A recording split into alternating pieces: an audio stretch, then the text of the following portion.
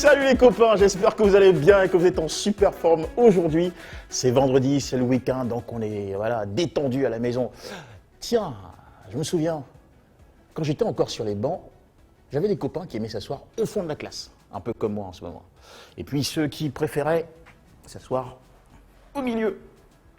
Et puis il y avait ceux qui s'asseyaient devant le professeur. Peut-être pour, qui sait, mieux voir. Allez, peu importe. Bonjour à tous et bienvenue dans votre programme de cours Mon école à la maison pour vous aider à continuer d'étudier et de réviser quoi qu'étant chez vous. Alors, vous aussi aujourd'hui, faites pareil, installez-vous bien devant votre écran, ramenez vos livres, cahiers et stylos. Les professeurs vont arriver avec un cours d'éducation aux droits de l'homme et à la citoyenneté pour CM2 et 3e. Et au final, un cours de philosophie pour les terminales. Philosophie. Philosophie.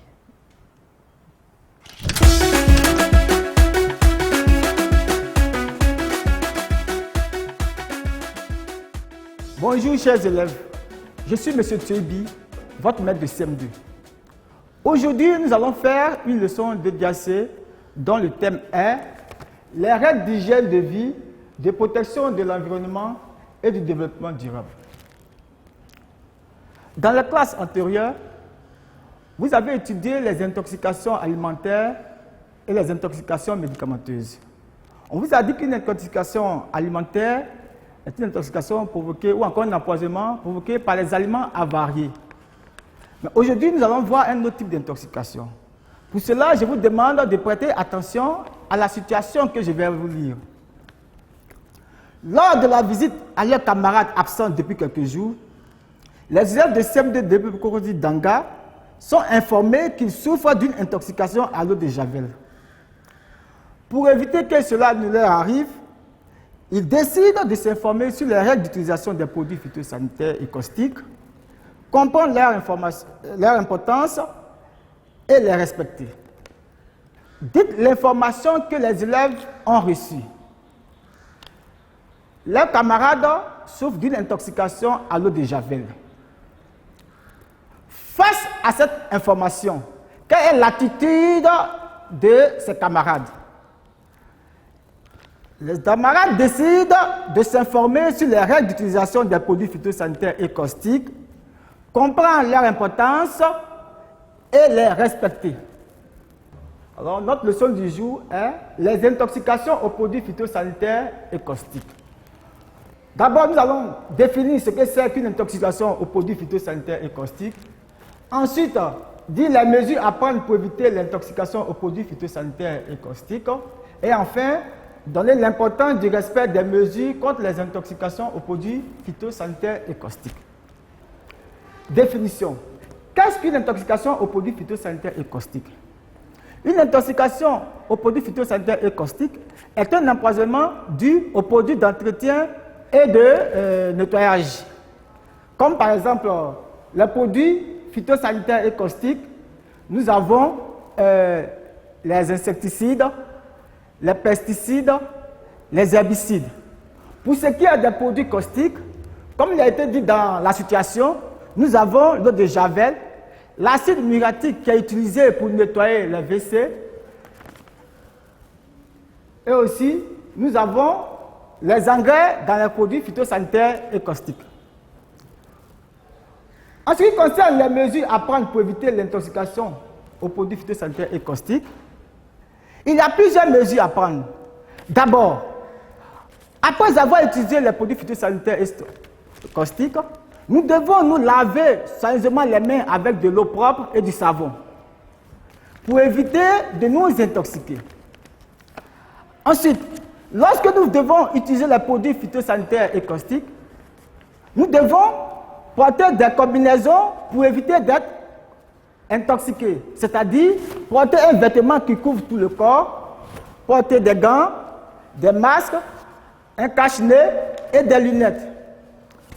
Ensuite, pour éviter les intoxications, nous ne devons pas jouer avec les produits phytosanitaires et caustiques. Nous devons aussi mettre ces produits hors de portée des enfants. ça c'est ce qui concerne les parents. Ces produits phytosanitaires et caustiques doivent être mis hors de portée des enfants. Et enfin, nous pouvons aussi dire qu'il faut laver aussi les fruits et légumes avant de les consommer. Après avoir vu les mesures à prendre pour éviter l'intoxication aux produits phytosanitaires et caustiques, nous demandons quelle est l'importance du respect des mesures contre les intoxications aux produits phytosanitaires et caustiques. Les produits phytosanitaires et caustiques sont des produits d'hygiène et d'entretien. Mais ces produits sont dangereux pour notre santé. Ils peuvent provoquer la mort. Alors,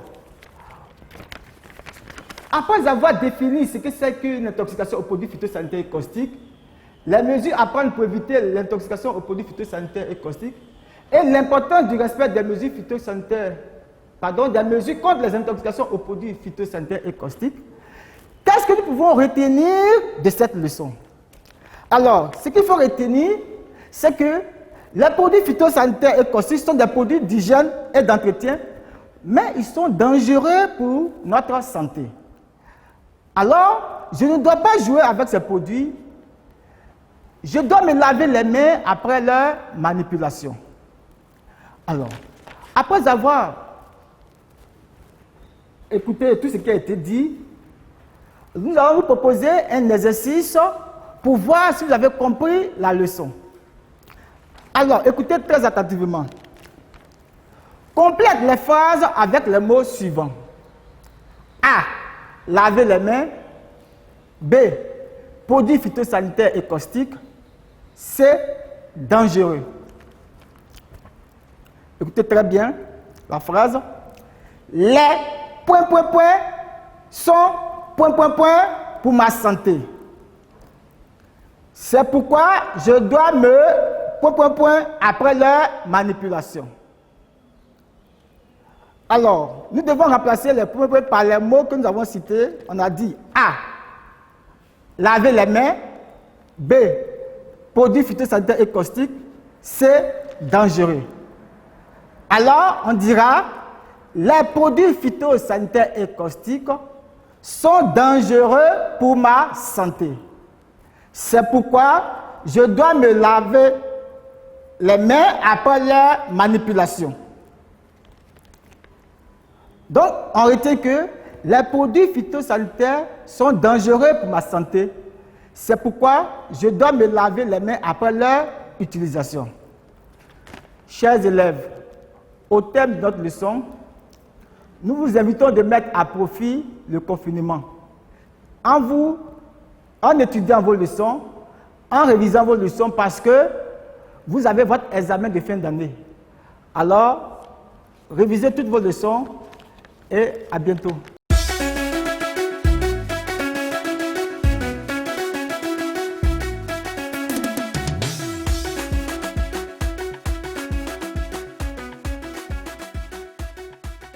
Bonjour chers élèves, je suis Madame Abbé Félicité, professeure de DIC. À la dernière séance, nous avons vu la leçon 10, la fréquentation des centres de santé et la lutte contre l'automédication, les maladies endémiques et parasitaires. Nous avons fait le grand 1, le centre de santé. Le grand 2, nous avons vu l'automédication. Et le grand 3, les maladies endémiques et parasitaires. À cette séance, cette deuxième séance, nous verrons l'importance des centres de santé. En quoi est-ce que les centres de santé sont importants pour nous qui les fréquentons? Le petit 1, au plan individuel. Au plan individuel, les centres de santé permettent de se soigner. Ils permettent de lutter contre les graves infections. Ils permettent aussi de bénéficier de conseils pour éviter de se faire contaminer. Les centres de santé permettent aussi d'éviter les déplacements sur de longues distances pour recevoir des soins. Et enfin, ils permettent de préserver la santé. Au petit 2, nous verrons l'importance des centres de santé au plan communautaire. Les centres de santé permettent de lutter contre la persistance et la prolifération des maladies endémiques et parasitaires. Ils permettent d'appuyer les campagnes de vaccination. Ils permettent aussi d'améliorer la qualité de vie des populations. Au vu de ce que nous avons fait, c'est-à-dire les centres de santé, l'automédication, les maladies endémiques et parasitaires, l'importance des centres de santé, qu'est-ce que nous pourrons proposer comme résumé à cette leçon? Pour le résumé, nous pouvons dire que structure sanitaire de proximité, le centre de santé est indispensable dans la lutte contre l'automédication, les maladies endémiques et parasitaires. Les actions de sensibilisation menées par le personnel qualifié des centres de santé favorisent l'amélioration de la qualité de vie des populations. Donc il faut vraiment fréquenter ces centres de santé. Maintenant, nous allons clore cette leçon par une situation d'évaluation. Vous allez être très attentifs, je vais la lire, vous l'écoutez. À l'occasion de la Journée mondiale de la santé, une ONG de la place te sollicite pour participer à une campagne de sensibilisation des populations à la lutte contre les maladies endémiques et parasitaires. Tes camarades, tes hôtes, ont refusé d'y prendre part car ils considèrent que c'est une activité qui relève des missions des agents de la santé. Qu'est-ce que tes camarades, tes hôtes ont fait? C'est-à-dire que tes camarades te demandent de refuser, te conseillent de refuser d'y prendre part. Bien, pour les consignes de cette situation d'évaluation, en petit 1, nous avons identifié le problème posé. En petit 2, cite 2 conséquences de la non-fréquentation des centres de santé. Et en petit 3, indique ta décision et justifie-la. Eh bien, dans cette situation d'évaluation, quel est le problème? Qu'est-ce qui pose problème dans cette situation? Nous avons vu dans la leçon 10 qu'il faut fréquenter les centres de santé pour lutter contre l'automédication et les maladies. Mais ici, tes camarades te conseillent de refuser de prendre part à la campagne de sensibilisation. C'est là le problème. Donc ici, résolution de notre situation d'évaluation, petit 1, pour la résolution, nous dirons l'identification du problème posé, c'est l'exhortation au refus d'accepter la participation à une campagne de sensibilisation sur les maladies endémiques et parasitaires. Donc, pour l'identification du problème, c'est l'exhortation au refus d'accepter la participation à une campagne de sensibilisation sur les maladies endémiques et parasitaires. Pour les conséquences à citer, au petit 2, nous avons les risques liés à la pratique de l'automédication, le manque d'informations en rapport avec la protection de la santé et la vie et la santé qui sont menacées. Voilà les conséquences auxquelles nous nous exposons. Et pour le petit 3, où on nous demande d'indiquer la position ou bien la décision à prendre, petit a, la décision à prendre. Je sais que si je refuse de participer à la campagne, il y a des conséquences qui vont jusqu'à la mort. Donc, quelle est la décision que je prends? La décision, c'est que je refuse de suivre les conseils de mes camarades. Petit a, la décision. Refus de suivre les conseils des camarades. Petit b, justifie cette décision. Pour la justification, je peux dire que la lutte contre les maladies endémiques et parasitaires ne doit pas être la seule préoccupation des agents de la santé ou d'une ONG. Tout citoyen doit y participer chaque jour afin de contribuer à l'amélioration de la qualité de la vie des populations. Les maladies endémiques et parasitaires peuvent affecter gravement la santé des populations. C'est donc par des campagnes de sensibilisation que l'on peut les éliminer ou au moins réduire leur prolifération en vue d'améliorer les conditions de vie de la communauté. Merci pour votre attention et bonne révision à vous. Alors maintenant, nous allons passer au jeu lancé pour travailler l'adresse de notre petit enfant. Pour cette activité, nous avons besoin de carton ou d'un panier, un ballon. Si vous n'avez pas de ballon, ce n'est pas grave. Vous prenez une feuille que vous allez froisser, vous transformez ça en ballon et vous posez le carton ou le panier à 2 mètres. Voilà, et vous prenez soit le ballon, soit les papiers que vous avez froissés et vous lancez dans le carton. Allez, on lance dans le carton. Voilà. Ah, tu n'as pas réussi, hein? Allez, bravo, tu as réussi. Allez, bravo! Tu vois, tu es fort. Bravo. Alors là, on va travailler maintenant au jeu de coordination, jeu de locomotion. On va se déplacer avec le pied droit et la main gauche. Voilà. On lève le pied droit et la main gauche et on avance. Voilà. Très bien. Allez encore. On va se retourner et on fait encore la même chose. Allez, on avance. Voilà. Bravo. Allez encore, avance jusqu'au bout. Tu es trop fort. Allez, on revient. Et maintenant, tu m'écoutes très bien. Tu vas lever la main droite et le pied droit. C'est bon? Tu lèves la main droite et le pied droit. Et tu vas les avancer en même temps. Allez, hop, on y va. Avance le pied droit et la main droite. Voilà. Allez encore. Allez encore. Allez, on va tourner et on fait la même chose. Allez, avance. Oui. Oui. Bravo, bravo, et tu as réussi, c'est très bien.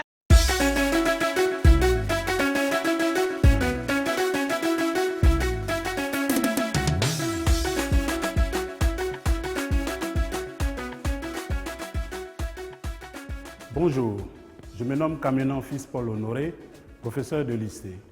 J'ai le plaisir ce matin de vous inviter à suivre la 4e compétence du cours de terminale qui porte sur une situation relative aux conditions de la connaissance, comme vous l'avez inscrit ici. Le thème qui va nous permettre de réfléchir sur cette conditionnalité de la connaissance est le suivant, les conditions d'élaboration de la vérité. À ce niveau, ce cours se décline en 2 leçons. La première leçon va nous permettre d'analyser ces conditions d'élaboration de la vérité en mettant en rapport le langage et la vérité.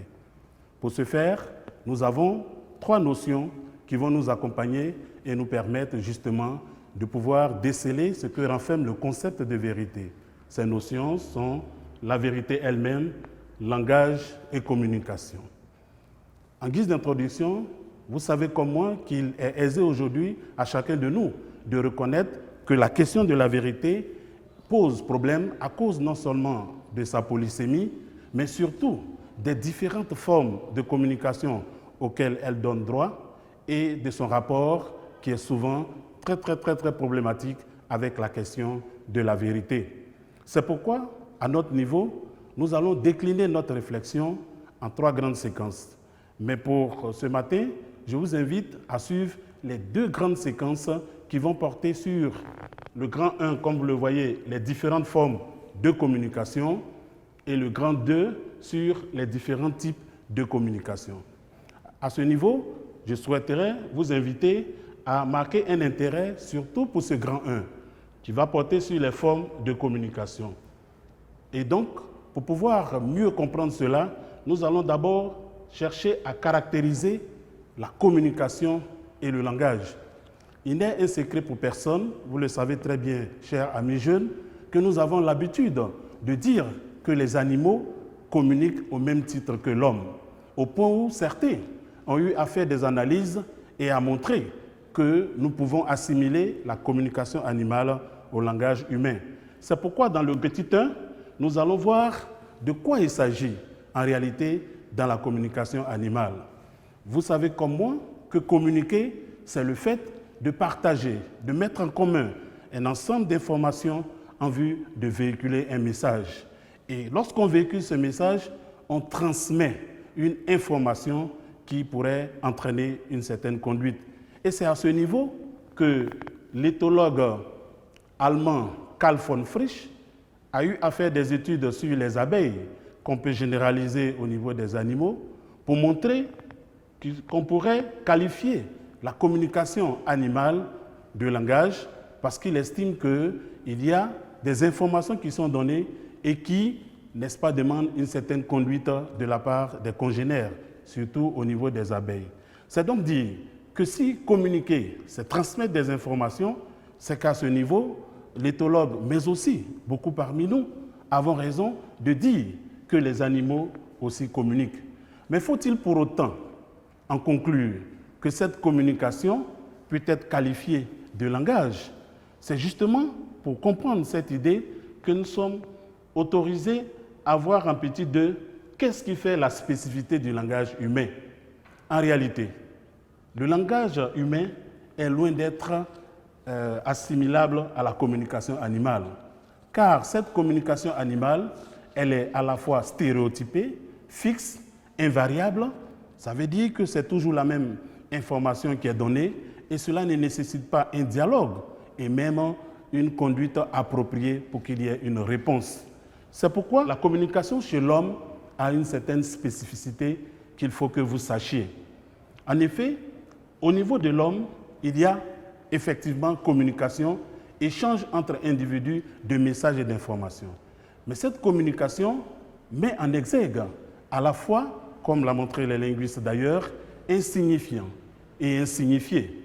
C'est-à-dire donc que dans ce message-là, il y a un code qui est mis en exergue, qui est supporté par une certaine convention, qui, n'est-ce pas, permet à celui qui émet le message de traduire, n'est-ce pas, une information au récepteur.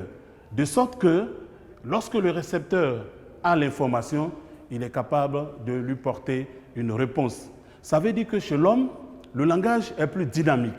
Il engage un dialogue, il est plus codé, plus dynamique, et il permet justement aux humains d'entretenir des relations qui vont au-delà de la simple communication d'un stimuli ou d'une information instinctive. C'est pourquoi la communication chez l'homme, nous pouvons dire qu'elle se fait sous différentes formes, au-delà des codes de signaux des animaux. Cette communication, elle peut se faire à la fois avec les gestes, ça peut être un langage gestuel, ça peut être un langage vocal, ça peut aussi se faire au moyen de codes informatiques, comme vous le faites avec l'Internet. Cette communication aussi peut se faire avec l'ensemble des signaux comme chez les animaux, mais qui intègrent d'une certaine façon l'intelligence de l'homme. C'est pourquoi ce qu'on peut dire, c'est que dans la communication humaine, il y a une spécificité. C'est que cette communication-là, elle engage la pensée. Parce que justement, l'homme y met dedans de l'intelligence, sa raison et son entendement est au travail. Et c'est pour cela que dans le grand B, je vous invite à voir cette spécificité du langage, ce qu'elle permet en réalité d'exprimer. C'est pour cela que j'ai noté en grand B le langage comme moyen d'expression de la pensée. Parce qu'en réalité, qu'est-ce que nous constatons au niveau de cette pensée? Nous constatons que la pensée de l'homme, n'est-ce pas, ne se met en exergue que lorsqu'il la véhicule avec le langage. Et justement, ce langage-là, n'est-ce pas, permet d'abord et avant tout d'unir les hommes, de les mettre en communion, de leur permettre d'entretenir entre eux des valeurs. Et c'est pour cela que dans le petit 1, je vous ai montré qu'il y a un fondement culturel du langage. Et voilà, c'est la fin du cours. Bah, moi aussi, je connais pas mal de petits trucs en philosophie quand même. Ouais. Par exemple, l'essentiel n'est pas de vivre, mais de bien vivre. Ça, c'est une citation de Platon. Et oui, chers petits amis, prenez bien soin de vous, faites attention à votre santé, parce que pas de santé, pas d'examen de fin d'année. Et puis, ça tombe bien, demain c'est samedi, donc il n'y a pas cours. Demain, il n'y a pas cours.